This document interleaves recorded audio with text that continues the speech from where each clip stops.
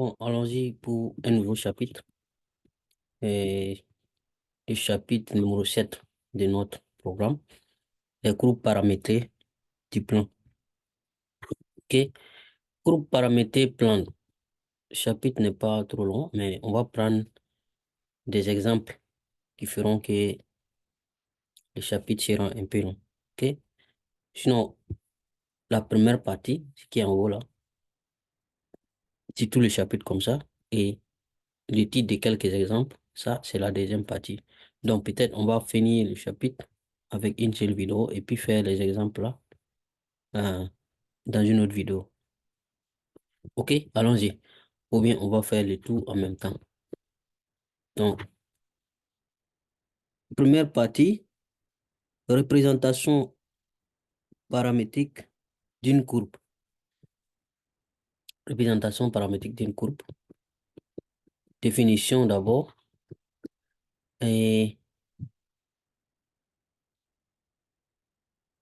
c'est ça qui est la partie définition. Donc, dans la partie définition, il y a des sous-parties. Donc, la première sous-partie, qui est représentation paramétrique d'une courbe là. Attention, ici là, comment j'écris ma courbe là? Sorry. Je dois changer ça. Que ça. Je pense que là, on est bon là. Représentation paramétrique d'une courbe. Donc, on considère dans un plan mini d'un repère orthonormé ou IG euh, les fonctions suivantes, la fonction f et la fonction g. OK? Ce sont des fonctions numériques qui sont définies sur un même intervalle, intervalle i, qui est un intervalle de R. OK? Donc, pour tout t, on va prendre t, élément de notre intervalle i là, on va associer un point M. Ce point M là sera défini par l'image de t par f et l'image de t par g. Est-ce que vous comprenez? On a deux fonctions, f et puis g. F de t sera l'abscisse de notre point. F et g de t. OK? On a l'habitude de calculer image, non? Image d'un réel par une fonction. Donc, on va prendre un réel t donné. On calcule l'image de t par f. On met de côté. On calcule l'image de t par g, par la fonction g. On met de côté. Maintenant, on prend un point M qui a pour coordonnée l'abscisse, l'image de t par f. L'ordonnée est l'image de t par g. C'est ça qui est écrit là. Il faut que vous compreniez ça avant qu'on parte plus loin. Sinon, ça sera compliqué pour la suite. OK? Donc, on va prendre plusieurs points comme ça. Plusieurs points. Et l'ensemble des points former une courbe. OK? Donc, l'ensemble, c'est des points MT là, de ces points comme ça, pour un T qui va parcourir notre intervalle I là. C'est ça qu'on appelle courbe paramétrée des paramètres T associés aux fonctions F et G. Donc, désormais, vous avez la définition de courbe paramétrée. OK? Donc, deux fonctions. On a besoin de deux fonctions. Les images des lignes vont faire objet des abscisses de nos points et les images par l'autre fonction vont faire objet des d'ordonnées de nos points. OK? Pour toute valeur de T0 de T, notre T qui est là, le point M0 est appelé le point des paramètres T0. Donc, on a T0, T1, T2, T3, ainsi de suite. OK?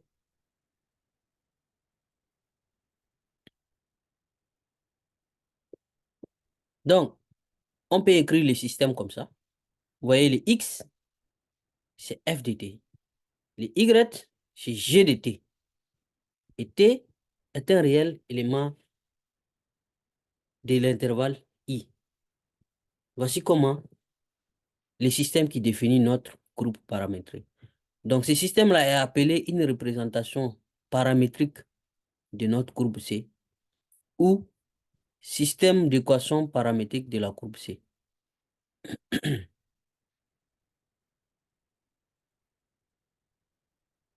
J'espère que c'est clair.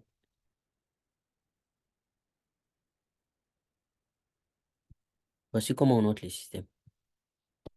Donc, comme exemple, on va prendre f, cette fonction-là, f égale à f de t, t plus 1, et la fonction g, g de t, ça fait dt. Donc, s'il vous plaît, faut pas croire qu'à chaque fois, ça va être f et puis g, f et puis g, ça va changer. Il ne faut pas aussi croire qu'à chaque fois que c'est f qui est égal à x, f de x f de t qui est à l'abscisse, et puis g de t à l'ordonnée. Ça peut changer. Voilà. Donc, notre f est là et notre g est là. Donc, selon ce qui est écrit ici, les x, pour tracer notre courbe, ça fait f de t. Ça. Donc, on va changer la valeur de t. Les y, ça fait g de t. En changeant la valeur de t, on va changer, on va avoir x et puis on va avoir y. Et fonction paramétrique, donc définie par f et b, a pour représentation paramétrique le système qui est là. Donc, représentation paramétrique, vous avez le titre ici de cette partie. Représentation paramétrique d'une courbe. Donc, il faut savoir où est le x, c'est quelle fonction qui va représenter le x, c'est quelle fonction qui va représenter le y, et le t est élément de quel intervalle. Ici, par exemple, l'intervalle, c'est R. C'est pas tout moment ça. Par exemple, ici, on a dit I, non? Voilà. Donc, souvent, vous avez entre moins D et D, par exemple. C'est juste un exemple. Donc, si on vous dit de donner représentation paramétrique d'une courbe paramétrique, voici ce que vous devez fournir. Voilà. Donc, ça, je pense que c'est très facile à comprendre. Donc, on continue toujours avec les mêmes exemples. Vous voyez, f de t, g de t, représentation paramétrique. Les x, c'est ça. Les y, c'est les g de t et t élément de r. Donc, si on établit une relation indépendante entre les x et puis les y, on obtient une équation cartésienne de la courbe C. Est-ce que vous vous rappelez quand on faisait en physique un mouvement, et comment on appelle? Le mouvement des mobiles, on va dire équation cartésienne, les x et puis les y, quelque chose comme ça. Ok? En physique, vous avez vu équation cartésienne, je pense. Le mouvement est même dans un champ de gravitation, par exemple, le mouvement dans un champ de gravitation, le mouvement dans un champ magnétique. On a vu beaucoup de mouvements et les coordonnées x, y. Si on tire y en fonction de x, on peut avoir une équation cartésienne. Ok? Même en cinématique, on a parlé de ça. Donc, si on tire x, on tire t ici, et puis on remplace ici, on aura x en fonction de y. Et c'est ça qu'on va appeler l'équation cartésienne de la courbe. Ok? Si on part de cette première équation, 1, donc de 1, on peut tirer t ici. On peut tirer t ici. Donc, ça va faire t égale à x moins 1. On est d'accord? Si vous tirez t ici, vous allez voir que ça fait x moins 1. Ok? Et on remplace le t qui est là par la valeur qu'on a tirée ici. Donc, automatiquement, on aura cette parenthèse-là qui a remplacé le t qui est là. Donc, ça fait 2 facteurs de x moins 1. Donc, 2x moins 2. Voici ce qu'on obtient. Donc, on aura y égale à 2x moins 2. Donc, c'est ça qui est une équation cartésienne de notre courbe là. Donc, une équation de la courbe associée est y moins 2x plus d égale à 0. Vous êtes d'accord que c'est ça qui est là? On a juste ramené le 2x moins d là de l'autre côté, même côté que y là. Donc, on obtient y égale à y moins 2x plus d égale à 0 avec x éléments de R. La courbe est donc une droite, cette droite-là. Donc ici, on arrive à trouver, avec cette équation, on peut directement dire que ce n'est qu'une droite. Souvent, il arrive des cas où l'équation cartésienne ne donne pas équation d'une droite. Attention, ça ne veut pas dire que ici, tout moment, c'est une droite qu'on aura. OK? Donc, soit le système suivant. Voici un système, c'est pas pareil que celui-là. Vous voyez la différence, non? Voilà. X égale à D moins 3T, Y égale à D moins 6T. Et T qui est élément de R. Donc, ici, euh, si on tire X, si on tire T ici, on va avoir quoi? X moins D divisé par moins 3. C'est ça, non? Le T. Si vous tirez ici. OK? Donc, X moins D, on divise par moins 3. Donc, il suffit juste de remplacer. Ouais, ça va faire, eh, si vous voulez, 2 moins X divisé par 3. C'est la même chose. Le moins à monter juste en haut. Donc, on remplace la valeur de T là par ce T qui est là. Donc, on aura ça. Y égale à D moins 6 facteur de D moins X 3. Donc, voici l'équation cartésienne. OK? Soit ça, les systèmes paramétrés suivants, S1, SD, S3. Vous voyez qu'ici, l'intervalle là, c'est pas R. T n'est pas élément de R ici. Là, pareil, c'est pas élément de R. Là, c'est pas élément de R. OK? Donc, si on prend C1, CD, C3, qui sont les courbes représentées, courbes de ces systèmes S1, SD, S3, respectivement, OK? Si nous voulons, donc, C1, trouver les équations cartésiennes de chaque système, OK? Il faut tirer T pour aller remplacer. Là, qu'est-ce qu'on peut faire? Très simple, hein? On prend ça, on porte au carré, et puis on additionne. C'est pas forcément à tout moment qu'il faut tirer T et puis aller remplacer. Il y a une autre manière de faire. Vous voyez ici, surtout avec les fonctions trigonométriques là. Si vous portez au carré ici, vous portez au carré ici, et puis vous additionnez, vous allez voir que ça va donner 1. Essayez, vous allez voir. Donc, x au carré, y au carré. Ici, ça va donner cosinus de t au carré, sinus de t au carré. Mais c'est que sinus carré plus cosinus carré, ça fait 1. Donc, on porte tout au carré et puis on additionne membre par membre. Donc, ça va donner ça. OK? X carré plus y carré égale à 1. Donc là, le problème est que l'intervalle là aussi va changer. Vous voyez? T était élément de quoi? Parce que là aussi, c'est important. T était élément de 0 à, à 2 pi. OK? Donc là, le x va être élément de moins 1 à 1. Est-ce que vous voyez que ici, là, c'est comme si c'était décapé de 0 à chose. OK? Mais sinus de quelque chose, ça varie entre combien et combien? C'est de moins 1 à 1. Donc, le moins 1, 0, 0, 1. Mélangé. Sinus comme cosinus.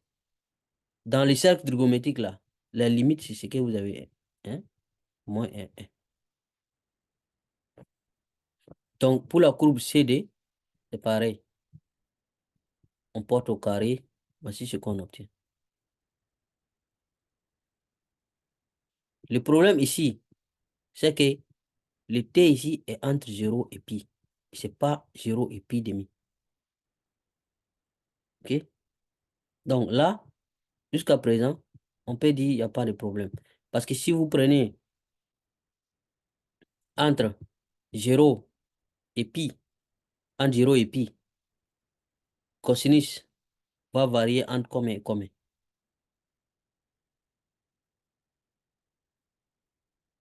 Et si vous prenez entre 0 et pi, sinus va varier entre combien et combien? Donc, vous allez voir qu'on est toujours entre 1 et puis moins 1. Moins 1, 1. Utilisez le cercle trigonométrique, vous allez voir. Ça, c'est pour les x. Et pour les y, pour les x, comme x, c'est au niveau des cosinus, là. Ok? Donc, on est là. Si cosinus part entre 0 à pi, entre 0 à pi, le cosinus va varier entre combien et combien? Ok? Parce que notre angle ici, c'est t. Si notre angle varie entre 0 et pi, cosinus de cet angle-là va varier entre combien et combien? Cosinus de 0, c'est 0. On est d'accord? Cosinus de pi, cosinus de 0, je suis en train de dire c'est 0, c'est 1. Ah, c'est compliqué. La fatigue. Cosinus de 0, c'est 1. On est d'accord? Mais cosinus de pi, utilisez les cercles trigonométriques.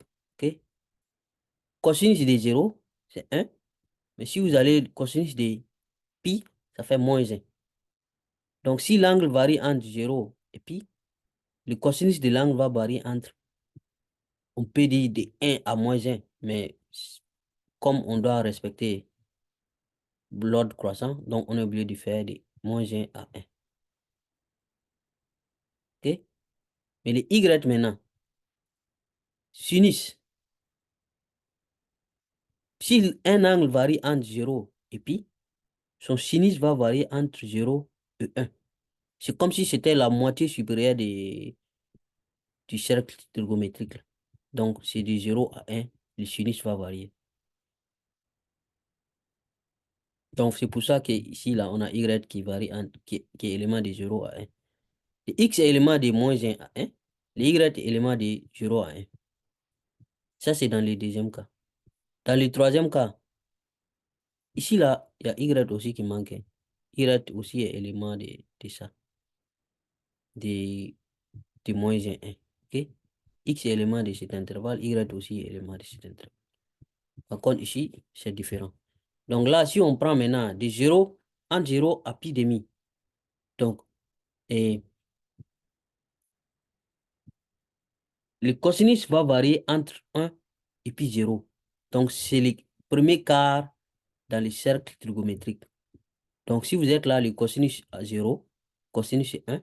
Si vous allez jusqu'à pi demi, le cosinus sera 0. Donc, x va varier entre 0 et 1. Donc, le sinus, c'est pareil. Si vous êtes à 0, le sinus va être 0. Si vous allez à pi demi, le sinus va être 1. Donc, le sinus aussi va varier entre 0 et 1. Voici pourquoi y varie entre 0 et 1. Donc, voici ce qu'on obtient comme les courbes, les équations et puis là où les intervalles. Donc, voici, c'était là déjà, les cercles trigonométriques. Donc, si l'angle varie entre 0 à pi demi, 0 est là, dpi d'abord, dpi c'est jusqu'à revenir ici.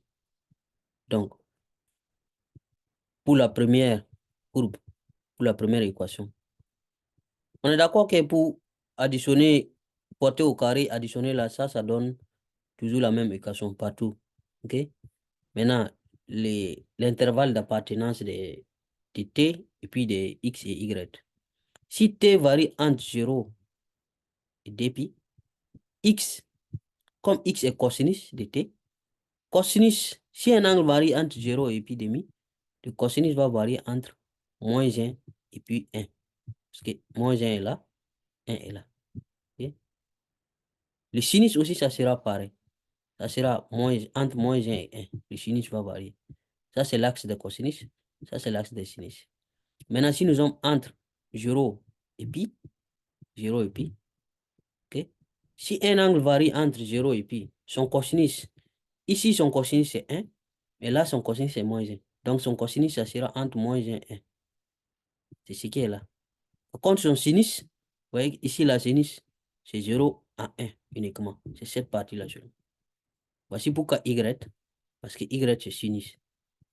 Et ici, cette partie-là seulement. Donc quand on est là, maintenant, de là à là, sinus, le cosinus va varier entre et 1 à 0. Si vous êtes là, le cosinus c'est 0. C'est pour ça qu'on a x qui varie entre 0 et 1.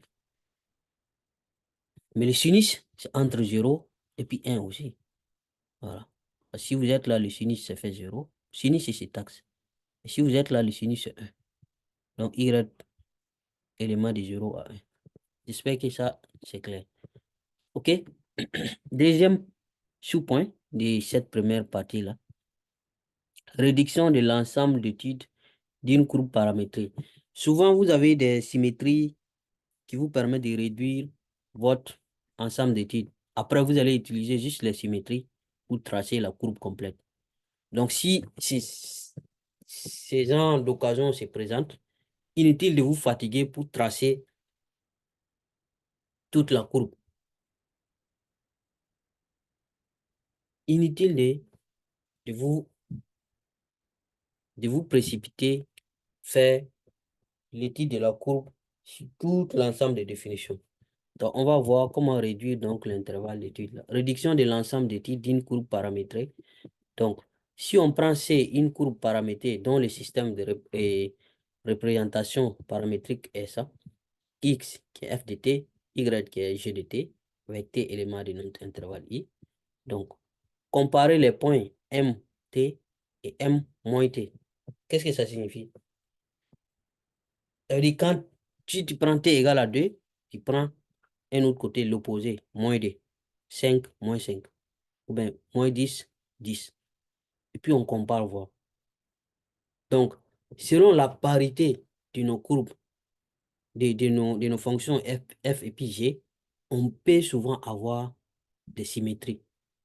Donc, on peut, à cause de la symétrie, on peut réduire. Si, par exemple, une courbe présente une symétrie, l'axe des abscisses, par exemple, présente une symétrie orthogonale, on va dire, de la courbe.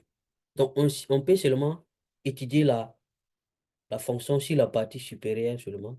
Et puis après, d'un côté de l'axe des abscisses et l'autre, on fait juste symétrie pour tracer la partie qui est de l'autre côté de l'axe des abscisses.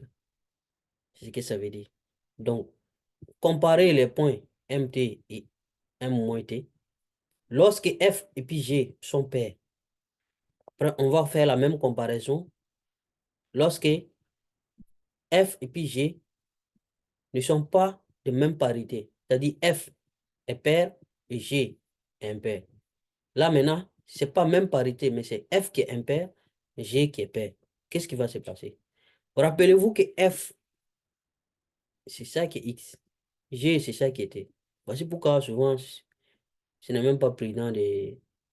Mais anyway, il faut juste, au lieu de dire F, je peux dire par exemple, la fonction pour l'abscisse est paire et pour ordonnée aussi est paire. Par contre, ici, c'est pour les ordonnées, les abscisses qui est paire, mais les ordonnées, c'est impair. Peut-être dit comme ça, quand on va permettre, on va mettre G ici et puis mettre F ici, ça ne va pas trop vous embrouiller. Parce que si je mets F ici, si je mets G ici et puis je mets F ici, ça là, ça va changer, hein. Voilà. Retenez ici que F, c'est au niveau des abscisses. G, c'est au niveau des ordonnées. Donc, on va étudier chaque cas. Et 4, 5, maintenant, c'est le cas, le 4, c'est le cas où toutes les deux sont impaires. Et le 5, c'est le cas où toutes les deux fonctions sont périodiques. C'est-à-dire, il y a une période dpi, par exemple. Et comment on va faire? Donc, premier cas, d'abord, lorsque f et g sont tous des fonctions paires, qu'est-ce qui va se passer? Donc, si des fonctions sont paires, qu'est-ce que ça signifie exactement? Ça veut dire que deux nombres qui sont opposés, ils auront les mêmes, comment on appelle, la même image. Ça veut dire que si f est pair, si je prends f de 1, ça sera la même chose que f de moins 1. Ils auront même image. C'est ça, quand une fonction est paire, c'est comme ça. Cette définition, vous devez la connaître depuis. Donc, comme f est pair, f de moins t est égal à f de t. Vous voyez, t et moins t sont opposés. Mais leur image, ça donne la même chose. G aussi est pair, donc f de t et puis g de t sont pareils. Par conséquent, pardon, donc m de moins t sera aussi égal à m de t. Les deux sont confondus. Donc, il me suffit seulement d'étudier la courbe là, les, les m de t, t, t, t là seulement. Je coupe mon intervalle là, la partie où c'est positif seulement. Et puis, je laisse là où c'est négatif là, parce que je sais que ça sera pareil. Je peux venir faire symétrie après. Donc, il me suffit d'étudier ma courbe là sur, ne, pas sur l'intervalle i entier. Je prends l'intervalle i inter 0 à plus l'infini. Si vous faites n'importe quel intervalle, 0 à plus l'infini, puis vous faites inter, c'est la partie positive de l'intervalle seulement. Si par exemple mon intervalle i, c'est de moins 5 à 2, moins 5 à 2 là, de moins 5 à 0, c'est négatif. De 0 à 2, là c'est positif. Ça veut dire que je peux étudier la fonction là. Mais normalement, d'habitude, si on donne ça, c'est que c'est un peu symétrique, là. Ça veut dire que ça va faire de moins 5 à 5. Ouais. Là, de moins 5 à 0, c'est négatif. De 0 à 5, c'est positif. Donc, il faut en ce moment étudier l'intervalle et la courbe sur juste la moitié de votre intervalle. Et l'autre moitié, vous pouvez la retrouver facilement. OK? Le deuxième cas,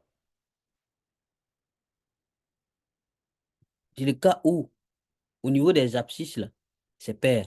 La fonction qui définit les abscisses est paire. Et la fonction qui définit les ordonnées est impaire. Je préfère dire ça comme ça. Parce que c'est pas tout le temps f qu'on a ici. C'est pas tout le temps g qu'on a ici. Donc la fonction qui définit les abscisses est paire. Et la fonction qui définit les ordonnées est impaire. Paire, on a déjà défini. OK? Quand c'est paire, deux nombres qui sont opposés, les images seront pareilles. Donc comme f est paire, f de moins t et f de t, c'est la même chose. Par contre, si une fonction est impaire, si deux nombres sont opposés, les images aussi seront opposées. Je fais g de t, g de moins t est égal à moins g de t. Donc, t et moins t sont opposés. G de t et g de moins t seront aussi opposés cette fois-ci, parce que la fonction, elle est impaire.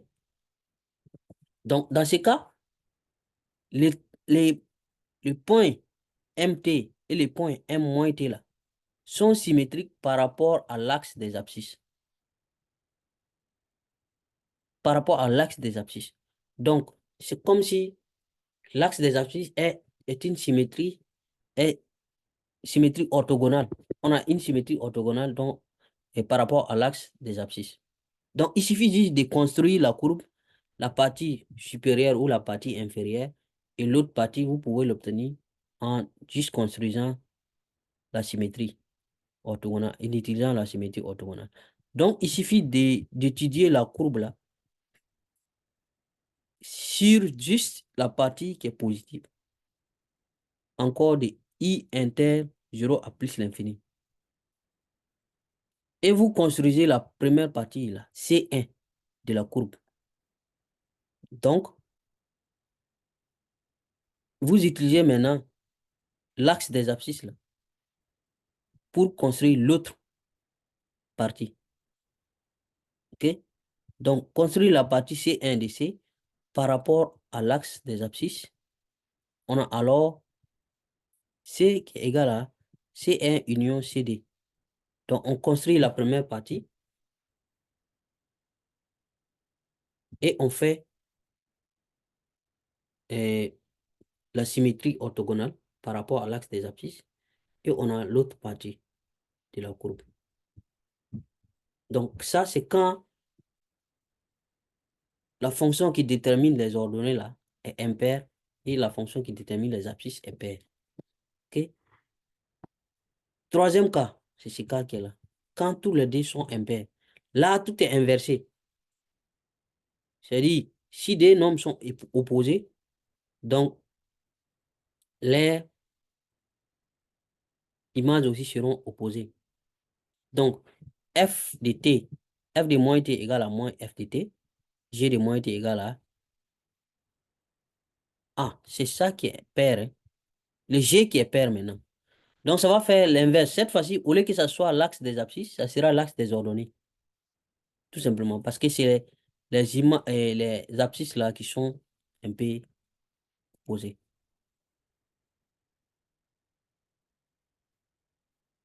Ça veut dire que si j'ai x égale à 2, et l'autre côté, moins d, comme d et moins d sont opposés, f de d sera aussi opposé de f de moins d. C'est ce que ça veut dire. Donc, par contre, le g là, comme g est pair, cette fois-ci, je n'avais pas bien regardé, c'est que ça sera pareil. Les images seront pareilles. Donc, mt et m de moins t et mt sont dans ce cas symétrique par rapport à l'axe des ordonnées cette fois-ci. Okay?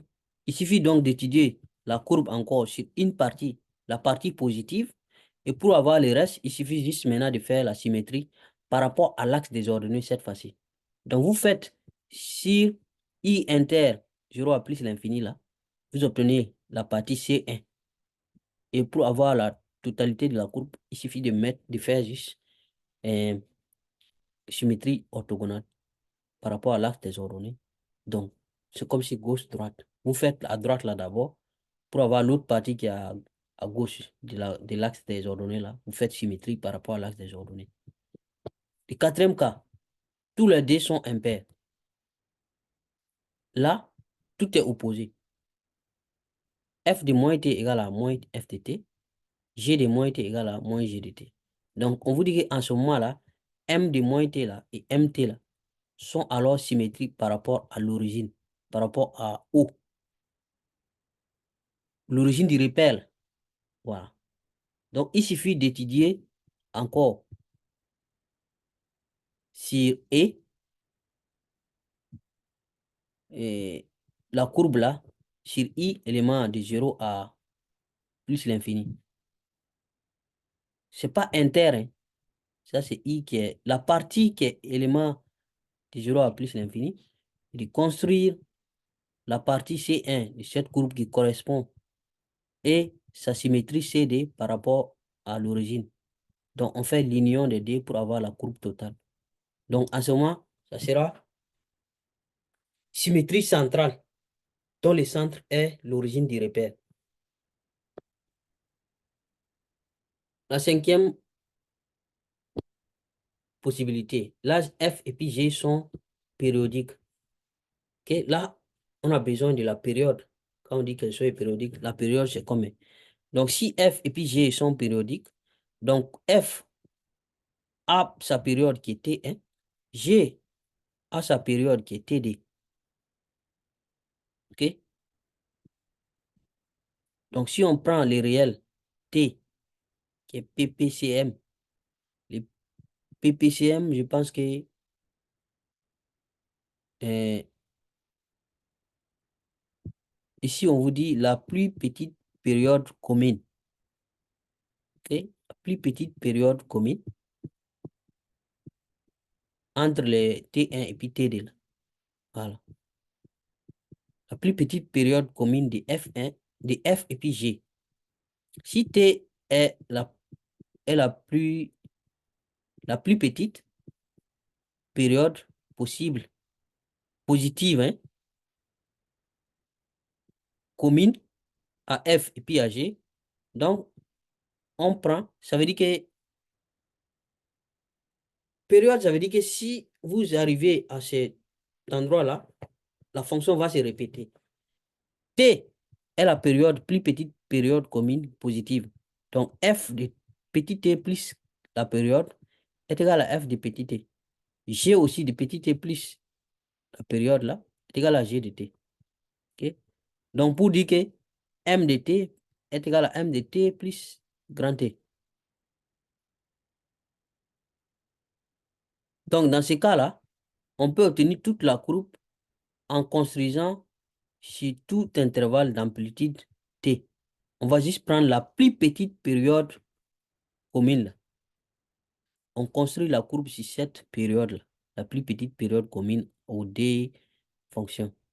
Ça, c'est un peu abstrait, un peu difficile, mais c'est pas trop compliqué. Et troisième sous-partie de la première partie, vecteur dérivé. Dérivé, vous connaissez comment dériver une fonction, non? Vecteur dérivé. On considère les plans mini d'un repère OIJ, et puis c'est la courbe paramétrée définie par ce système qui est là. Donc, les X, les Y, et T est élément de cet intervalle I. Donc, si on prend T0 qui est élément de I, si F et puis G sont dérivables, et les deux fonctions, on peut les dériver en T0, ok? On va prendre le T0 là, qui est élément de I, hein. Donc, si les deux fonctions sont dérivables en, T0, alors le vecteur qui est là, V de T0, qui est égal à F' de T0i plus G' de T0g est appelé le vecteur dérivé en T0. T0 là, ça peut être n'importe quel nombre. Ça peut être 1, ça peut être 2, ça peut être 3. Rappelez-vous seulement que F là, c'est ça qui est au niveau des abscisses. Voici pourquoi il est associé à I. G, c'est au niveau des ordonnées. C'est pour ça qu'il est associé à J. Vecteur dérivé donc en un point donné. Voilà. À un T0 donné. C'est ça qu'on appelle vecteur dérivé. Donc, si T0 est différent de 0, le vecteur T0 est différent du vecteur 0, alors la droite passant par le point MT0 là, et ayant pour vecteur directeur T0 est la tangente à C en MT. Donc, on va utiliser cette propriété-là quand on va vouloir construire les courbes paramétrées. Comment construire la courbe dans un plan. Vous allez voir que ça sera très utile pour faire ça. Parce que là, c'est une tangente. On nous dit qu'à ce point-là, on aura une tangente. OK?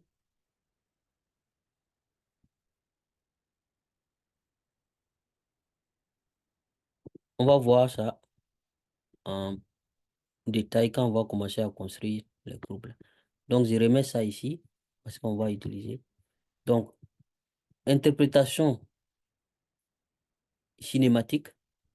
Si T représente le temps et M, un point mobile qui parcourt la courbe C, lorsque T varie sur l'intervalle I, on dit que la courbe C est la trajectoire du point M. Ça, c'est comme cinématique qu'on a vu euh, au début de l'année en physique. Donc, si T là est le temps, donc on peut considérer, par exemple, la courbe, l'équation cartésienne qu'on a vue là, ça peut être l'équation d'une trajectoire, par exemple. Donc, on dit que ici, si T représente le temps, M est mobile, qui parcourt une courbe, ok? La courbe là, c'est la trajectoire. Lorsque T varie sur un intervalle, sur l'intervalle qui est là du temps, on dit que la courbe là est la trajectoire du point mobile M. Et le vecteur VT là, ce vecteur là, c'est comme si c'était le vecteur vitesse instantanée du mobile en fait. Donc pour vous dire que le vecteur T là, c'est comme si c'était un vecteur vitesse, le vecteur dérivé là. C'est comme si c'était vecteur vitesse. OK? À l'instant T0, vecteur vitesse instantanée, et pas vitesse moyenne, vitesse instantanée, à l'instant T0. Donc, si les fonctions f et g sont dérivables sur i, on dit que le mouvement m est uniforme, ou bien accéléré ou retardé. Si on a ça pour tout t qui associe aux normes du vecteur, notre vecteur vitesse là, ce vecteur qui est là, est constante. Donc, si ça, c'est constant pour tous les t, ça veut dire que t égale à 1, t égale à 2, ça ne change pas. T égale à 3, ça ne change pas. Ça reste la même valeur. C'est-à-dire, norme de ces vecteurs-là ne varie pas. Si ça ne varie pas, alors on peut dire que notre mouvement-là est un mouvement uniforme. Maintenant, si le V là varie, c'est-à-dire le module, la norme du vecteur qui est là, change, si ça augmente ou bien ça diminue, on va dire, si ça augmente, on va dire que c'est mouvement donc accéléré. OK? Si ça diminue, on va dire que c'est mouvement euh, retardé. Donc, vous voyez, strictement croissant, si ça augmente, mouvement accéléré, et respectivement, et décroissant, strictement décroissant. Ça veut dire que le mouvement est retardé. Donc, c'est exactement ça. On a pris juste pour interpréter en utilisant ça pour faire chose. Des courbes qu'un véhicule, un mobile est en train de décrire, par exemple. Si on peut décrire le mouvement d'un véhicule par des fonctions X et Y, c'est-à-dire dans les plans, les coordonnées X, Y, on peut interpréter ça comme ça. Donc, si les deux fonctions f et g sont dérivables, OK, sur i, le vecteur qui est là, qui est, vous voyez ici, c'est dérivé seulement, dérivé première qui est là. Maintenant, là, c'est dérivé second.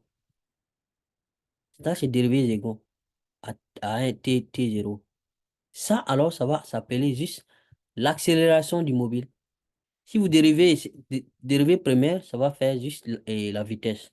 Dérivé second, ça sera l'accélération. OK? Comment on peut interpréter ça du point de vue cinématique? Bon, on va faire quelques exemples pour voir. Est-ce que vous avez compris? Donc, premier exemple, voici le système qu'on nous demande d'étudier, soit la courbe paramétrée définie par ce système qui est là. Voici x, ça c'est la fonction f qui est là, et ça c'est la fonction g. OK? Donc, t est élément de moins d à d. Et le plus souvent, c'est symétrique. On demande d'étudier et représenter notre courbe là, c'est ici. OK? Donc, f, on va poser f qui est égal à ça, et g égal à ça. Donc, on va donc euh, étudier la parité, parce qu'on vous a dit, on peut diminuer l'intervalle, le domaine des titres pour faciliter la vie, vous voyez, pour faciliter la représentation graphique. Donc, on va chercher la parité de f et puis g. Ok. Si vous voulez, vous pouvez chercher, vous faites f de t et puis f de moins t, et puis vous comparez pour voir. Si f de t, on a ça ici. Maintenant, f de moins t, remplacez le t par moins t, vous allez voir. Mais moins t au carré, c'est ça seulement, non? Mais c'est égal à t au carré, puisque le carré là va annuler l'effet du moins là. Donc, la fonction f est paire. Par contre, si vous amusez, vous mettez ici là, vous allez voir que c'est pas la même chose. G de t et puis G de moins t ne sont pas pareils. Donc, G là, au contraire, même sont opposés. Si vous faites G de t, ça donne ça. G de moins t, vous allez avoir moins 3t. Mais là, à cause de la puissance au cube, ça va devenir plus t au cube. Donc, c'est comme si c'était l'opposé. Ce qui veut dire que G est impair. Souvent, on peut avoir ni pair ni impair. Là, vous n'avez pas la chance. Il faudra faire tout. C'est tout l'ensemble. Donc, ici, là, vous vous rappelez, on a dit que quand la fonction qui définit les abscisses est paire, la fonction qui définit les ordonnées impaires, là, c'est l'axe des abscisses qui sera donc l'axe de symétrie, de la symétrie orthogonale. Donc, il nous suffit d'étudier la courbe là sur la moitié positive là. Et l'autre moitié peut être obtenue en faisant juste la symétrie. Donc, M et puis MT et M moins T sont symétriques par rapport à l'axe des abscisses. Donc, on peut étudier la courbe là sur 0 à D seulement. Vous voyez? De moins D à D, on coupe au milieu. Il y a 0 au milieu, hein.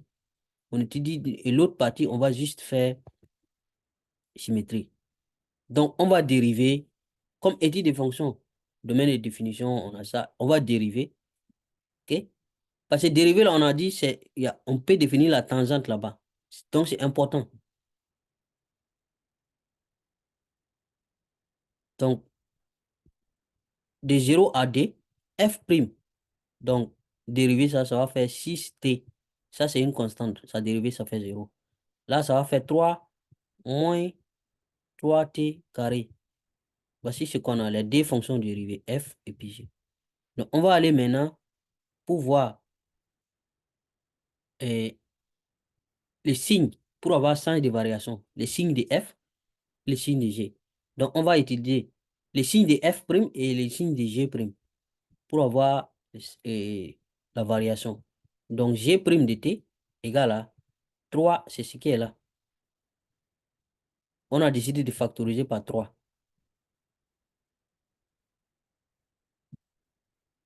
Si vous factorisez par 3, vous allez avoir 1 moins T au carré. 1 moins T au carré, là, c'est comme si c'était 1 au carré moins T au carré. Ça fait identité remarquable. A carré moins B carré, ça fait A moins B facteur de A plus B. Donc, ça fait 1 moins T facteur de 1 plus T. Voici ce qu'on a.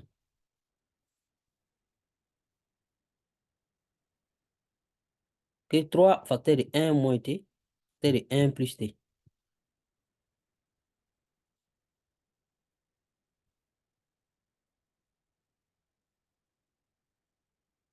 Donc, F' de T est supérieur à 0.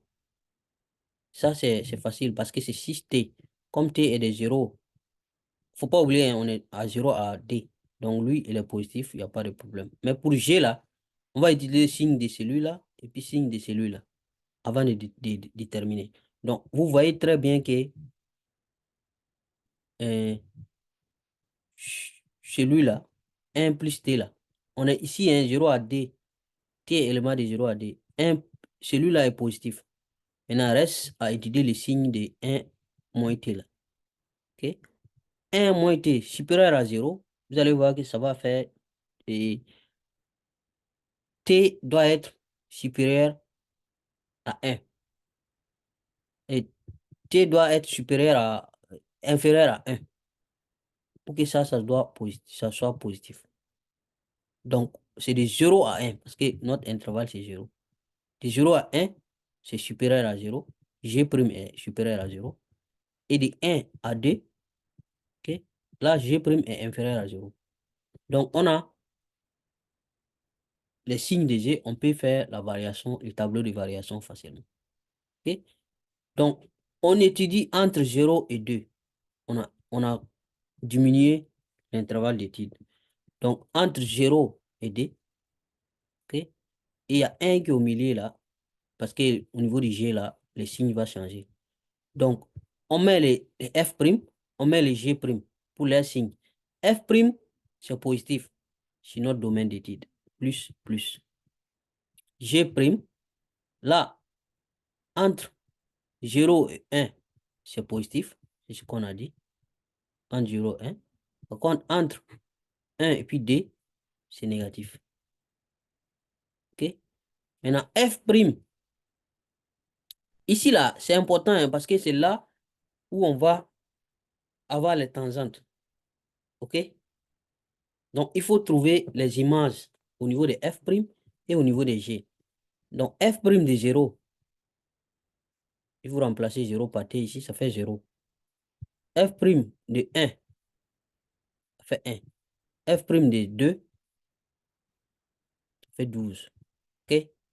Maintenant, G' de 0, ça fait 3. Si vous remplacez t là, ici, 0 par t, et t par 0, tout ça va faire 0, et puis on aura 3. G de 1, G' de 1, 1 ici, ça fait 3 moins 3, ça fait 0. G' de D, ça va faire moins 9.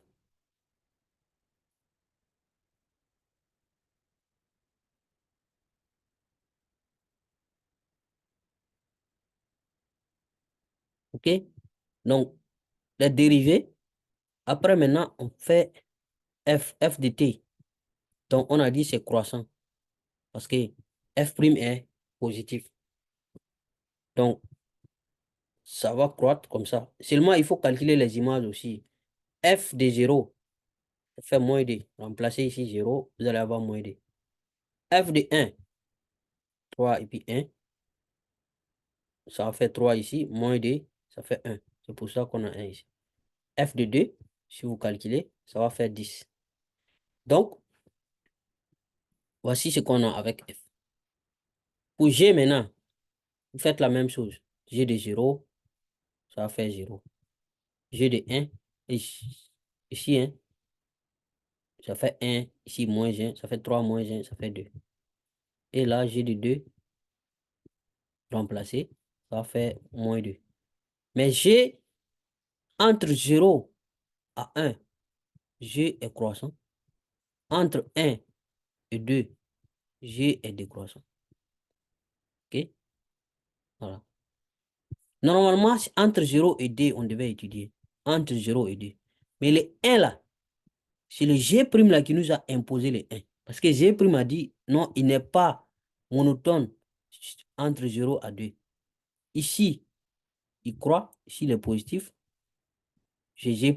Ici, il est positif. Et ici, il est négatif. Donc, c'est pour ça qu'on a mis ces points-là au milieu là, pour plus de précision. Parce que plus vous avez des points, plus vous avez des précisions pour représenter la courbe. Donc, on va garder ces tableaux. Ces tableaux-là qui vont nous permettre de faire la représentation graphique. Et vous allez voir que c'est pas simple. Et c'est pas compliqué. OK? Donc, si on prend G, F, c'est ça. G, c'est ça. Donc, c'est ce qu'on a pris depuis le début. Voici la courbe. Il y a des points clés qu'il faut repérer. Et ces points-là sont vraiment importants. OK?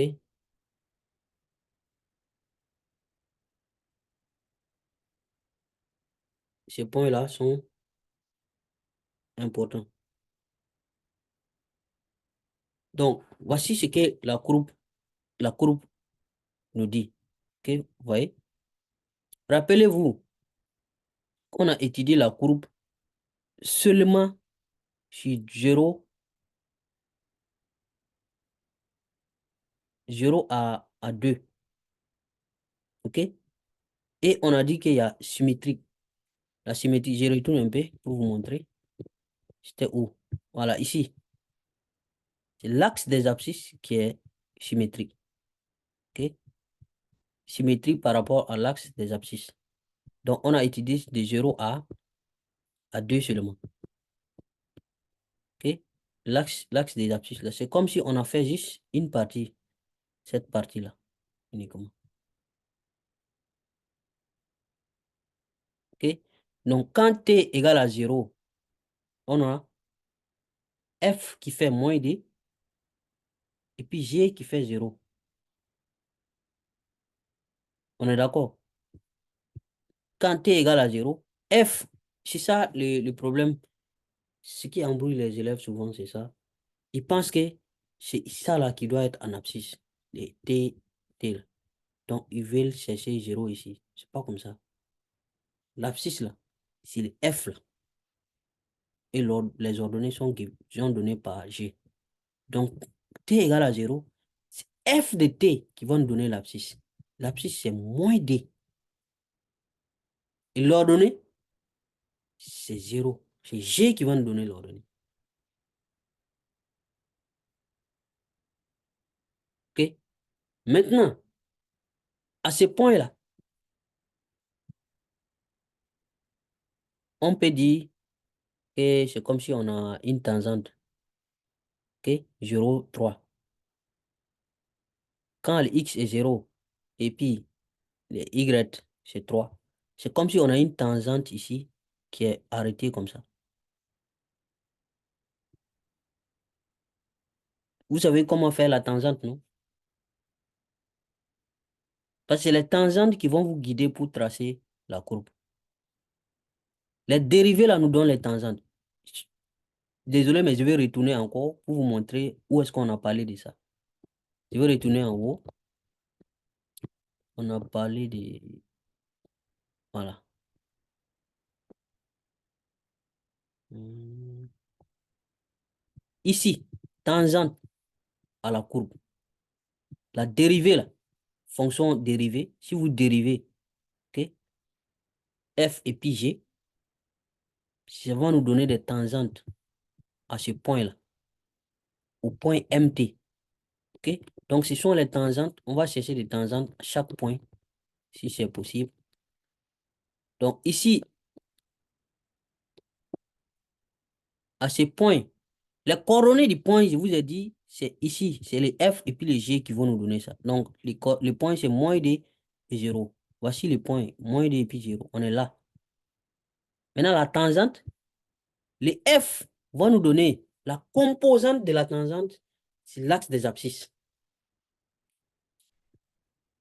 C'est pas F, hein, F', pardon. G', parce que c'est les dérivés qui nous donnent les tangentes. G' va nous donner la composante de la tangente sur l'axe, la composante verticale de la tangente. Donc, comme G', comme F' de 0, ça nous a donné 0, ça veut dire que cette tangente-là n'a pas une composante horizontale. C'est 0.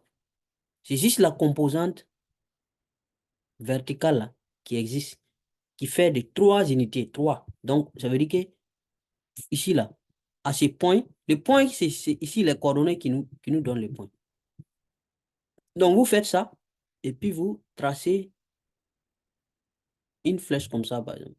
Vous dites qu'il y aura une tangente ici. Donc, quand vous allez tracer la courbe là, il faudra que la courbe là touche la tangente là, ce point là. Ça vient effleurer la fléchette là.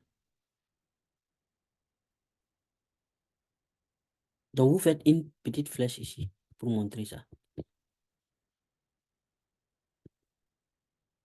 OK? Deuxième point, c'est le point qui est où? N'oubliez pas, hein, on est en train d'étudier la courbe quand t varie entre 0 et puis d uniquement. C'est ça qui nous intéresse. OK? Donc, vous allez voir que après, on va faire symétrie par rapport à l'axe des abscisses. Maintenant, quand t égale à 1, x, ça fait f de t, ça fait 1. Y, ça fait g de t, ça fait 2. Donc, on a les points de coordonnées 1 et puis d. OK? Le point de coordonnées, je pense sur l'axe des abscisses, c'est ici. 1. Mais pour l'axe des ordonnées, c'est pas le même, euh, how to say, c'est pas le même pas, c'est pas les mêmes unités. Par exemple, ici, au niveau de l'axe des ordonnées, là, ça, ça veut dire 1, 2, c'est ça qui fait 1. On a 1 comme ça, un pas, comme ça. OK? Deuxième pas, là, c'est comme si c'était 1, 2. D est là, OK? Donc, c'est pas les mêmes unités. C'est l'axe des abscisses et l'axe des ordonnées. Et là, l'axe des abscisses, là, quand même, c'est ça, 1, 2. Vous voyez, 1, 2, 3, jusqu'à 4, quelque chose, ici. Donc, 4 est à peu près là. Donc, ici, Nous, notre point là, c'est l'axe des abscisses. Parce que souvent aussi, il faut vous apprêter à ça. Hein. C'est l'axe des abscisses, ce n'est pas les mêmes unités que l'axe des ordonnées. Souvent, à l'examen, on peut vous donner comme ça. Généralement, ces chapitres-là, quand ça vient à l'examen, c'est juste pour donner des points aux élèves. C'est vraiment facile.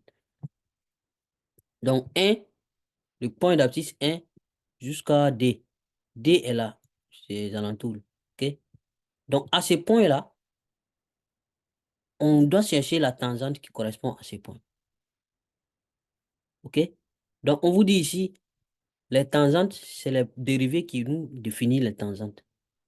Donc, à ces points-là, la composante de la tangente, composante horizontale, ça fait 6. La composante verticale, ça fait 0. Donc, c'est comme s'il n'y a pas de composante verticale. Donc, la tangente, elle est couchée. Donc, cette fois-ci, on aura une tangente comme ça. Voici ce qu'on a.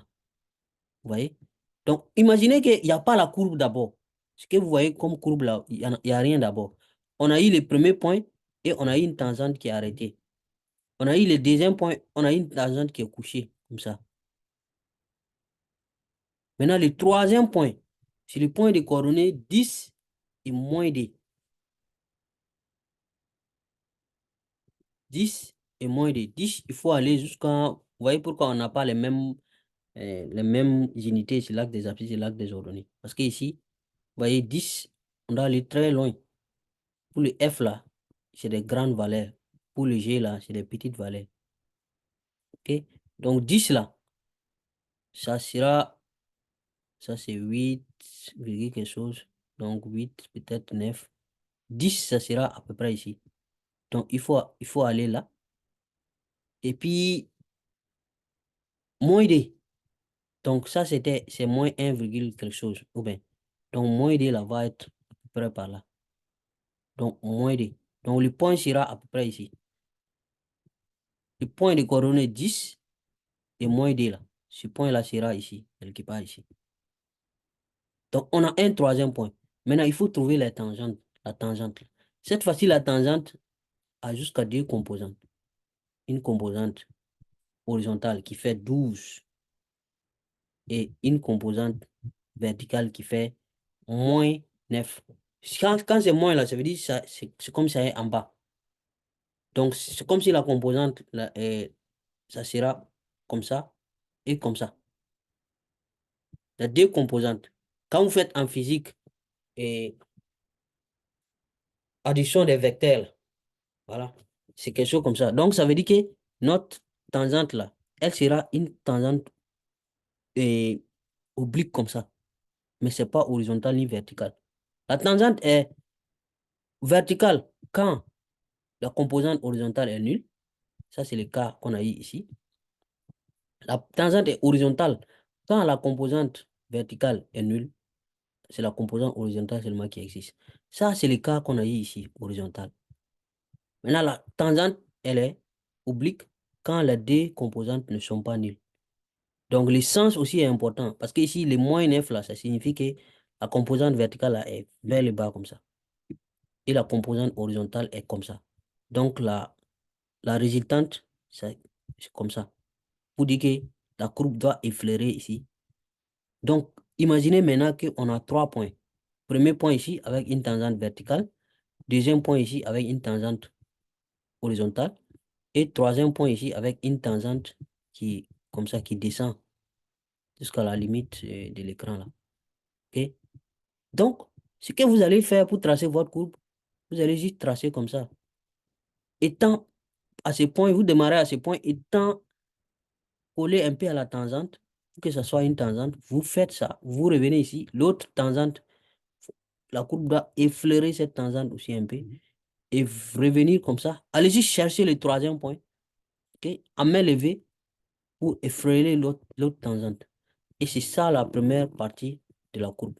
Donc, faut pas, après avoir fait ça, faut pas oublier que vous devrez faire la symétrie par rapport à l'axe des abscisses. Donc, c'est ce qui fait que vous avez cette partie-là, symétrie par rapport à l'axe des abscisses. C'est tout. Donc, voici le premier exemple. Deuxième exemple. euh, bon, on va essayer d'aller un peu plus vite. Voici le deuxième exemple. X, c'est ça. Y, c'est ça. Donc, T élément de R.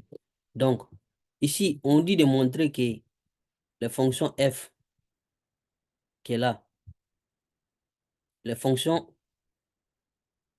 expo de sinus de T et puis cosinus de T là, sont périodiques de période dpi. Donc, cette fois-ci, on a affaire à des fonctions périodiques. Donc, ça va nous permettre en même temps de trouver, de réduire l'intervalle des titres de T là. Donc, la période, c'est dpi. Donc, après, on va comparer m de t et puis m de pi moins t.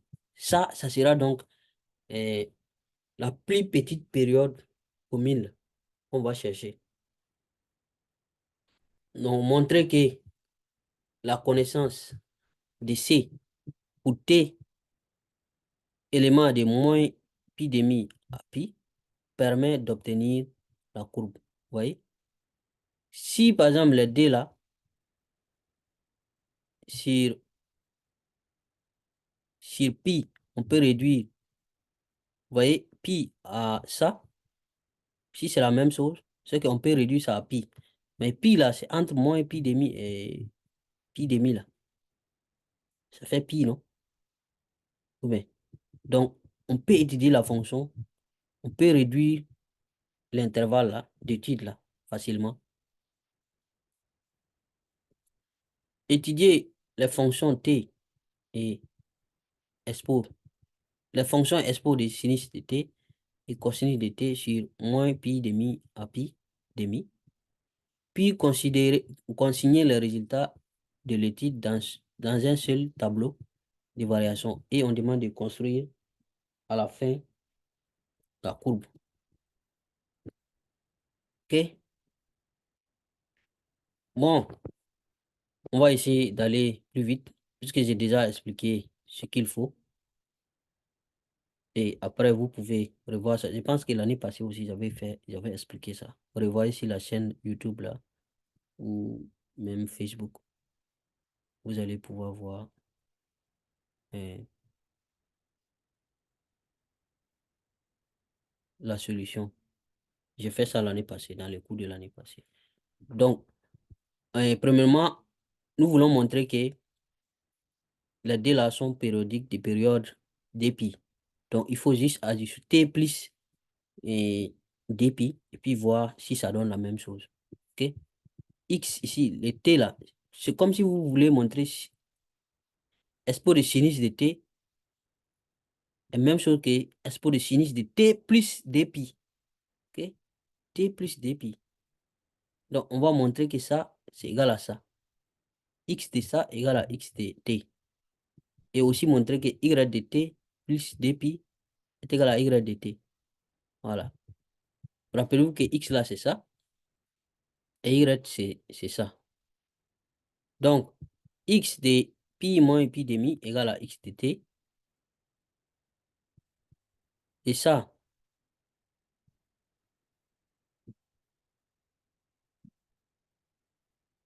euh, quand vous faites sinus, parce que ici là, il y a d'autres qui peuvent ne pas comprendre. Quand vous faites sinus de T, d'un angle donné, et puis vous faites cet angle plus dpi, vous revenez au même niveau, au même endroit. Ou bien, si vous êtes dans le cercle trigonométrique, vous êtes peut-être pi sixième par exemple. Si vous faites ce pi sixième là, plus dpi, vous revenez au même endroit. Donc, c'est comme si vous n'avez pas fait grand-chose. OK? Cosinus aussi, c'est pareil. C'est pour ça que les deux sont périodiques. On peut dire qu'ils sont périodiques de période dpi. OK? Maintenant, on va prendre ça sur pi pour voir. Pi, parce qu'on a dit de comparer m de t et m de pi moins t. On va comparer x et puis x de pi moins t moins x. C'est-à-dire x de t et puis on compare ça à x de pi moins t, comme ce qui est là. On fait pareil pour y, puis on les compare. Qu'est-ce que ça va donner? On voit que Si vous faites, par exemple, vous prenez pi sixième, puis vous faites pi moins pi sixième, où est-ce que ça va vous amener? Si vous êtes là, c'est cercle comme ça, trigonométrique. Si vous prenez pi ici, l'angle pi ici, sur le cercle, pi moins, l'angle pi sixième, pardon, pi sixième ici, pi moins pi sixième, vous allez être de ce côté. Mais les sinus de ces deux-là sont pareils. Oh bien, les deux-là ont même sinus. Vous pouvez essayer, vous allez voir. Sinus de, si vous faites sinus de x égale à sinus de pi moins x, il faut aller voir la trigonométrie, vous allez voir. Donc, on peut dire que expo de sinus de quelque chose de t est égal à expo de pi moins la chose, moins t. Ça, c'est clair. Par contre, au niveau des cosinus, c'est l'opposé, c'est l'inverse. Donc, y de pi moins t est égal à moins y de t. OK? Donc, ici, là, on a une symétrie par rapport à l'axe des abscisses. C'est comme si on disait que ça, là, c'est... Je peux pas dire pair, parce que... Et ici, c'est impair, par exemple. Donc, il y a une symétrie par rapport à l'axe des abscisses. Donc, on peut diminuer l'intervalle de titre. Donc, montrer que si on connaît la courbe sur ça, on peut obtenir la courbe totale sur R. Donc, T, X de T, Y de T sont périodiques. La période, c'est dpi. On obtient toute la courbe en construisant sur tout intervalle d'amplitude dpi. OK? La première courbe, la première partie de la courbe C1 là,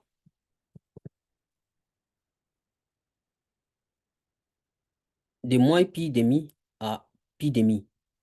La deuxième partie, ça sera par rapport à l'axe, donc, des symétries par rapport à l'axe des abscisses. Ou bien, donc, CD est la partie dont les paramètres des points T est dans l'autre, c'est-à-dire de pi à moins pi demi, et de pi à moins pi demi, c'est-à-dire pi à plus pi demi. Donc, de pi demi à 3 pi demi. C'est ça la moitié de l'autre moitié. Donc, si on fait l'union des deux,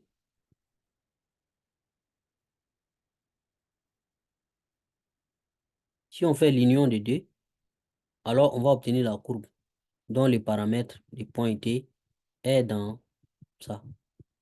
Cette partie union de cette partie. La première partie et la deuxième partie. OK?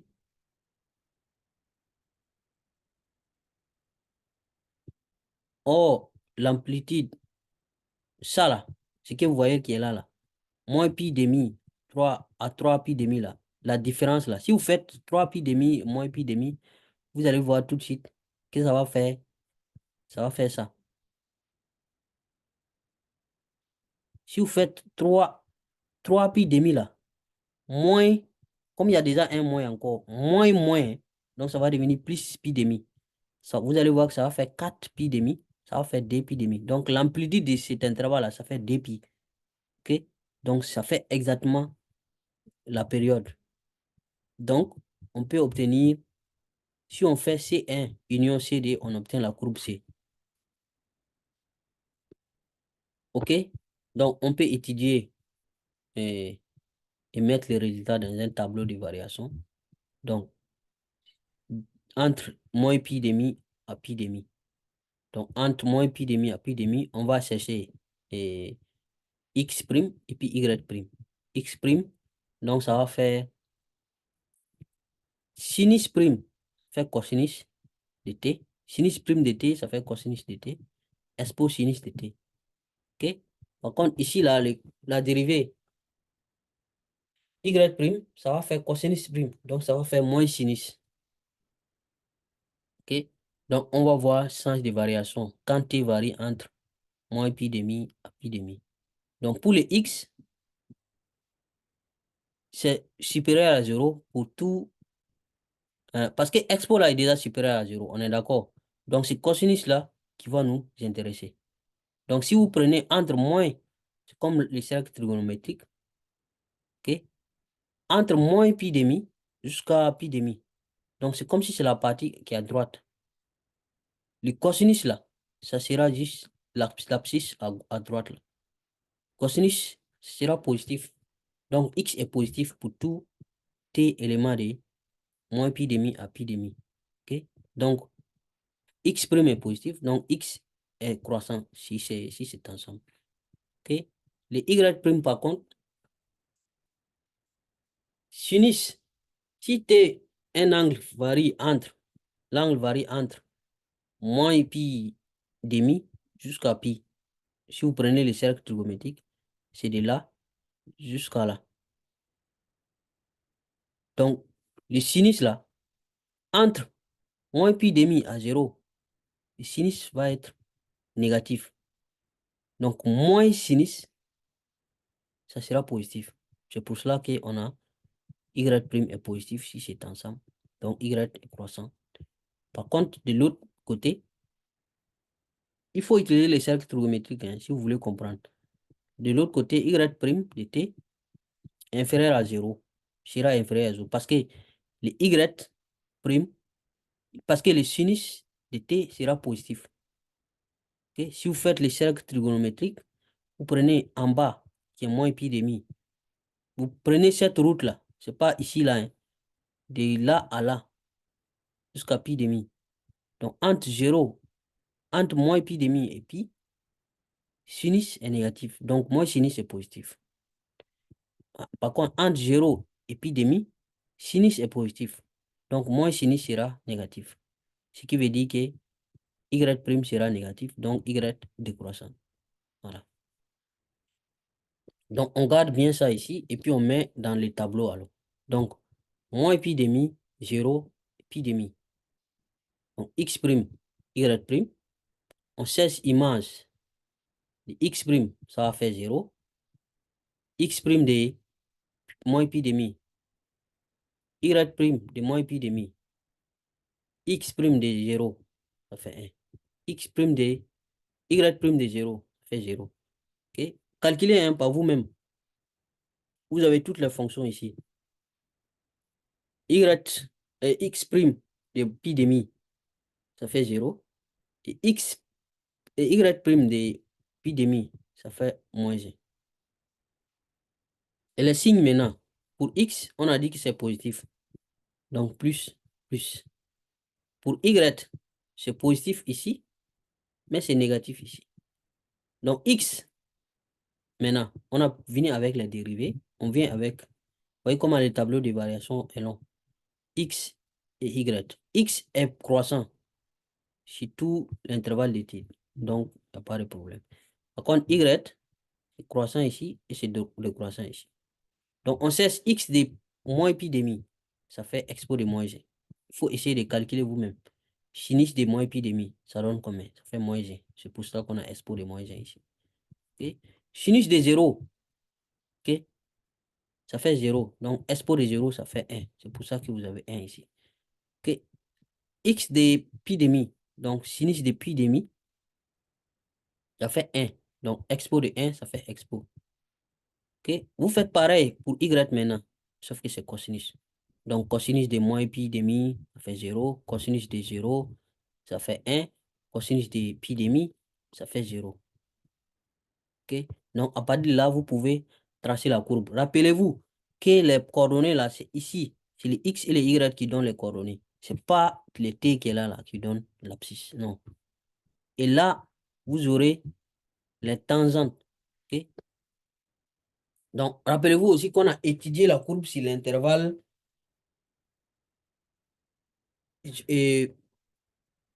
moins pi demi à pi demi et que l'axe des abscisses là est, est l'axe de symétrie orthogonale. Ok? Donc, le premier point, c'est de moins expo de moins 1 à 0. Donc, le premier point, expo de moins 1, ça sera ici. C'est comme si c'était 1 sur expo. 1 sur D, quelque chose. Donc, ça va faire 0, quelque... Voyez ici, ici, là, comment dire, les unités, c'est vraiment, vraiment petit. Ok. Là, vous voyez que c'est 0,8 qui est là. Ok. Là, c'est 1,77. Donc, peut-être 0,2, 0,4, 0,6, peut-être 0,8. Donc, c'est comme si c'était 0,2. Chaque part fait 0,2 à peu près. Ok. Là aussi, c'est pareil. L'unité est petite, mais ce n'est pas les mêmes unités. Ok. Voilà. Donc, Expo et puis 0 est 1 sur Expo, c'est-à-dire Expo moins 1 et puis 0. Ça, c'est le premier point. La tangente, la composante horizontale, c'est 0. La composante verticale, c'est 1. Donc, la tangente sera comme ça, verticale. OK? Premier point. Deuxième point, c'est le point de coordonnées 1, 1. Donc, 1, 1, ça va faire ici et là. C'est ce point-là, je pense. Donc, à ce point-là, la tangente, c'est 1 et puis 0. La composante horizontale, ça vaut 1. La composante verticale est nulle. Donc, on a juste cette composante. Donc, on a le premier point qui est là. Deuxième point avec sa tangente. Troisième point avec sa tangente. La tangente ici, le point expo et puis 0. X, ça fait expo, Y, ça fait 0. Donc, c'est ce point qui est là. Expo, c'est 2,8, non, quelque chose, non. Donc, expo est là. Maintenant, la tangente, composante, tangente, composante horizontale est 0. Donc, ici, et la composante verticale, ça fait moins 1. Donc, ça fait moins 1, comme ça. Ici, la composante, moins 1. OK? Donc, vous pouvez tracer la courbe. Le premier point, à la tangente, vous respectez. Le deuxième point, la tangente horizontale. Vous revenez chercher le troisième point pour que ce soit une tangente ici. Et vous faites la symétrie par rapport à l'axe des ordonnées, l'axe des abscisses. Et puis, vous allez avoir la courbe complète. Voilà. Voici le troisième exemple. On a les X. Ah, là, on a donné même les repères. Attends, je vois. Est-ce que précédemment, on avait donné les unités? On n'avait pas donné, hein, les unités sur l'axe des abscisses et sur l'axe des ordonnées.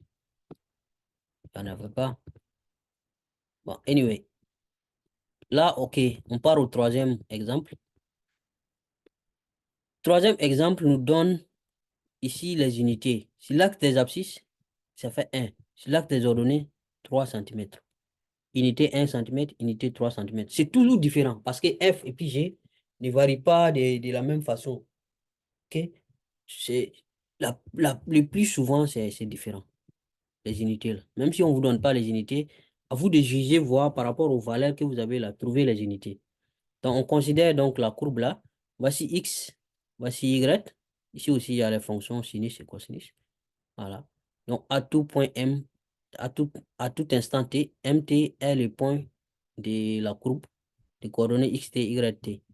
Montrer que MT plus pi demi est l'image de MT par la translation dont on précisera le vecteur de translation. OK? MT et M moins T sont symétriques par rapport à l'axe des ordonnées. On dit de montrer ça aussi. On dit de calculer X' de T et montrer que X' de T est inférieur à 0 pour T élément de 0 à pi tiers. Là, on est en train de vous guider, hein, pour la dérivée. X' de T est supérieur à 0 pour T élément de pi tiers à pi.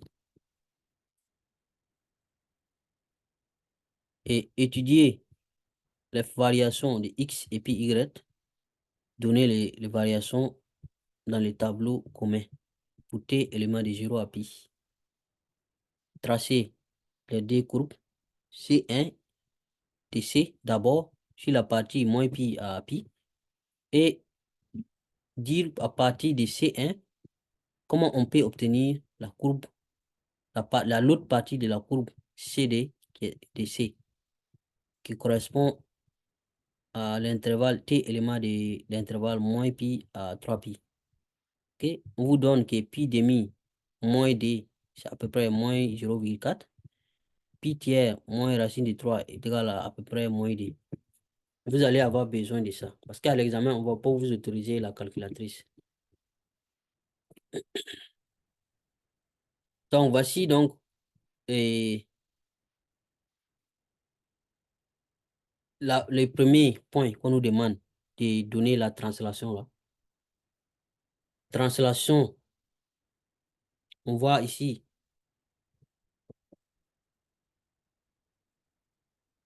Si on fait x de t plus dpi, c'est comme si c'était x de t plus dpi. Y de t plus dpi, c'est comme si c'était y de t. Vous pouvez calculer en utilisant x et y ici, vous allez voir ce que ça va donner. Donc, on peut dire que ça, m et mt plus dpi est égal à d dpi. Donc, m de t plus dpi est l'image de mt par la translation du vecteur dpi et dpi. Voici le vecteur qu'on a précisé. Donc, on demande de montrer que c'est mt et m-t là sont symétriques par rapport à l'axe des ordonnées. Si vous faites x de moins t, vous allez voir que ça donne moins x de t. C'est comme si c'était impair. Le x là était impair. Le y de t et le y de moins t sont pareils. Donc, c'est comme si y là est pair. Donc, x est impair et y est pair. Donc, on aura une symétrie par rapport, cette fois-ci, à l'axe des ordonnées. OK? Donc, troisièmement, on nous demande de calculer x' de t et puis de montrer que ici, il est négatif et là, il est positif. Donc, on vous guide un peu. Donc, on va x' de t, ça fait ici 1. Et ici, sinus, dérivée de sinus, ça fait moins cosinus. On est d'accord? Donc, on aura la dérivée comme ça. 1 moins 2 cosinus de t. Donc, on doit étudier la variation sur 0 à pi tiers. Et si t est entre 0 à pi tiers, donc cosinus de t sera supérieur ou égal à 1 demi. OK? Pi tiers, cosinus de pi tiers, ça fait combien? Ça fait 1 demi, non? Si vous prenez le cercle trigonométrique, x égale à 0, son cosinus, ça fait 1. Ou bien, OK? Donc, plus ça augmente, la valeur de l'angle augmente, plus le cosinus diminue, jusqu'à arriver à pi tiers. Cosinus de 0, ça fait 1. Cosinus de pi tiers, ça fait 1 demi. Donc, si un angle est compris entre 0 et pi tiers, son cosinus, c'est certainement supérieur à 1 demi. C'est de 1 demi jusqu'à 1. Ça va augmenter jusqu'à 1. OK? Donc, ici, là, si le cosinus, celui-là, est supérieur ou égal à 1 demi, qu'est-ce que ça veut dire? Si vous remplacez, ça là par 1 demi, cosinus là par 1 demi, vous allez voir que ça fait 1. Si cosinus est supérieur à 1 demi, remplacez le cosinus par 1 demi. Ça veut dire que 2 fois 1 demi est supérieur à 1, supérieur ou égal à 1. Donc, si cette partie-là est supérieure ou égale à 1, ça veut dire que 1 moins quelque chose qui est plus grand que 1, mais c'est négatif. Ça veut dire que x' de t est inférieur à 0. Ici, on a ça.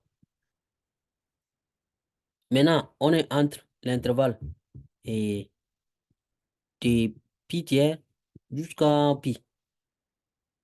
Donc, si là, un angle est là, son cosinus sera forcément, on dit inférieur ou égal à pi demi.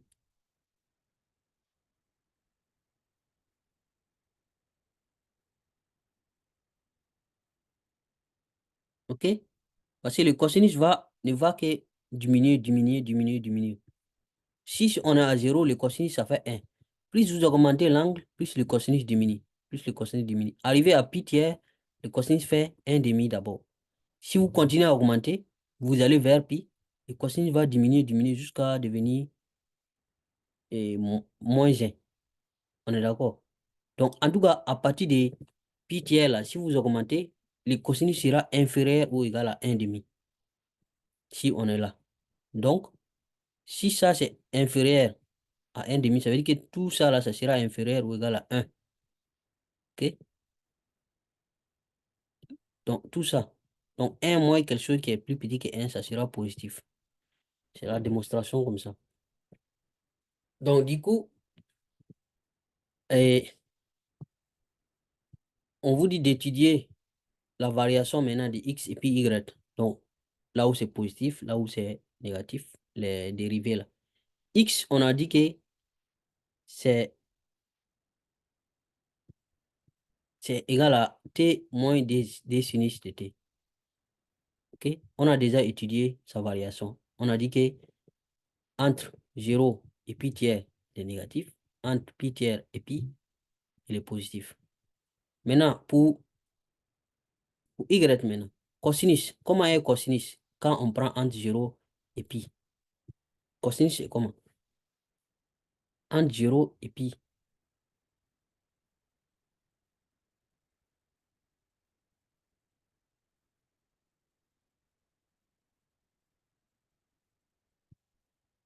Ça, ouais, ça c'est cosinus. Mais on doit dériver d'abord, hein, pas oublier.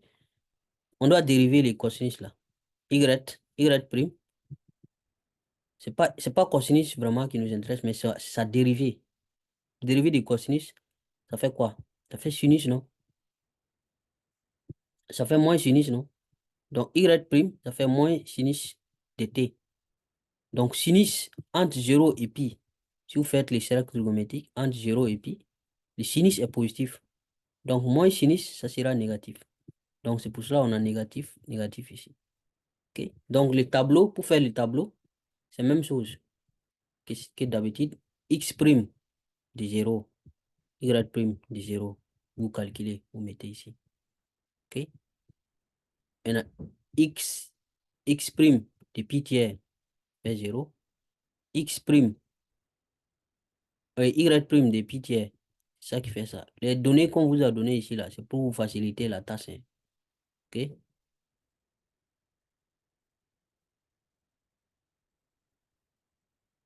C'est pour vous faciliter la tâche. Si vous calculez, vous allez voir que ça va vous aider. Vous allez avoir besoin de ça. Et là, sinus X prime de pi fait 3.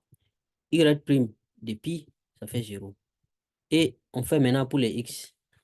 X de 0, ça fait 0. Y de 0, ça fait 1. L'autre point, X de pi tiers, c'est moins 2. Y de pi tiers, ça fait 1,5. X de pi, ça fait pi. Y de pi, donc ça va nous donner moins g. Donc on a les 3 points qu'on veut et puis on a les tangentes qui sont là. OK?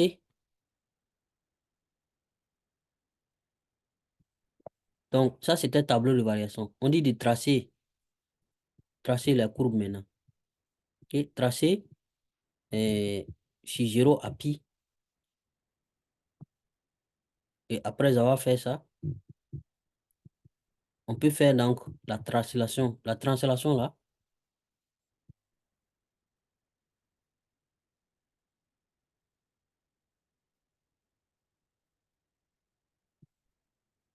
C1 est alors C3 union SOJ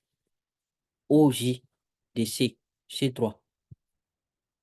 On va essayer de tracer la courbe pour voir qu'est-ce que ça va donner. Est-ce que ici j'ai tracé la courbe? Je pense pas, hein.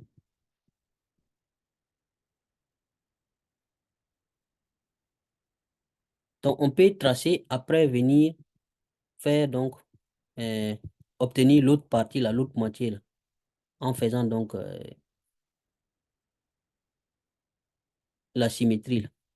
Mais il ne faut pas oublier que c'est 1 et puis 3 les coordonnées. Ici là, la courbe n'est pas tracée. Je ne sais pas si l'année passée, j'avais tracé la courbe aussi. Mais il ne faut pas oublier que le premier point ici, l'axe des abscisses, c'est unité 3 cm. L'axe des ordonnées, c'est unité 1 cm. Le premier point étant 0 puis 1. OK? 1 puis 1. La tangente ici, sur l'axe des ordonnées, la partie verticale est nulle. Et la partie horizontale, ça fait moins 1. Donc, c'est comme si la tangente, elle partait dans cette direction. Il faut faire attention. Ici, le deuxième point, le point de coordonnées, 1,5 et puis -2. Et -2 et puis 1,5. Et voici les coordonnées de la tangente. Troisième point, vous faites la même chose et vous allez vous en sortir. Après, il faudra faire la symétrie par rapport à l'axe des ordonnées cette fois-ci. Et vous allez avoir la courbe au complet. Il faut essayer de vous exercer en faisant ça. Je suis un peu fatigué. Et vous allez vous en sortir facilement. Je vais juste arrêter là et on va continuer très prochainement avec les chapitres qui vont suivre. Si vous avez compris comment les groupes paramétrés fonctionnent seulement, vous pouvez appliquer ça dans tous les exercices et ça va vous aider. Surtout comment tracer la courbe en utilisant donc les dérivés et les points. Il ne faut pas oublier que l'abscisse là, c'est le f de x et l'ordonnée c'est le g de... C'est le f de t, pardon, et l'ordonnée c'est le g de t. Et t là, l'intervalle, vous pouvez réduire l'intervalle de t en fonction de la parité ou de la périodicité de vos fonctions là. C'est tout. OK? Merci bien, portez-vous bien et à la